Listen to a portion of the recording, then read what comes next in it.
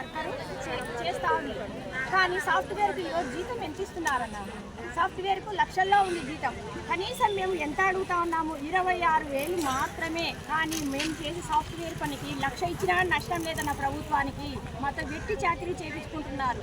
కనీసం మేము చేసి కొవ్వొత్తి ఏ విధంగా కరిగి అందరికీ వెలుగునిస్తుందో అంగన్వాడీ వాళ్ళు కూడా కొవ్వొత్తిలాగా కరిగి ఈ ప్రజలకు ప్రభుత్వానికి అలా వెలుగునిస్తూ కరిగిపోతున్నారు. ఒడలు వణికిపోతున్నాయి. కానీ ఏ ప్రభుత్వానికి చలనం అనేది లేదు. మాకు ఏ పోషణ జీతాలు అయితే పెరగడమే లేదు. రాజ్యములు మారినా అలాగే యుగము మారినా కానీ అంగన్వాడీ వాళ్ళ తలరాత మాత్రం మారడం లేదు. ఇదైతే మేము ఇంతవరకు ఈ పోరాటాన్ని అయితే ఆపబోము. ఈ రిలే నిరాహార దీక్షలే కాదు, మేము మరి విజయవాడ 2వ తేదీ అయితే మహాధర్నాకు చేరుకుంటాము. అంతటితో కూడా మా సమస్యలు పరిష్కారం కాకుంటే ఇంకా మళ్ళీ సమ్మెలోకి అయితే వెళ్ళిపోతామన్నా. నా పేరు నిర్వధిక సమ్మెలోకి వెళ్ళిపోతాము.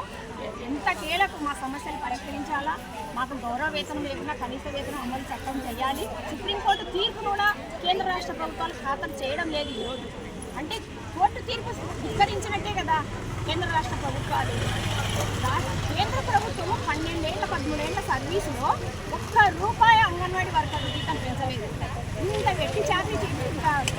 యాప్లో వర్క్ అంటే సాఫ్ట్వేర్ పని, ఒక సాఫ్ట్వేర్ చేసే పని అంగన్వాడీ కార్యకర్త చేస్తుందంటే ఆ ట్యాబులు కూడా లేవన్నా. ఆ ట్యాబులు కూడా సరిగా లేదు. ట్యాబ్స్ అంటే అది ఏదో నామమాత్రానికి సెల్లులు ఇచ్చినారు కానీ అవి అస్సలు ఏమాత్రం మాకైతే పని చేయడం లేదు. మా సొంత మొబైల్లోనే చేస్తూ ఉన్నాము. మా వర్క్ అయితే చాలా ఉంది. మా సమస్యలు ఇవ్వన్నా. మా జీతం పెరిగే వరకు మా పోరాటం అయితే ఆగదు. మీ అందరికీ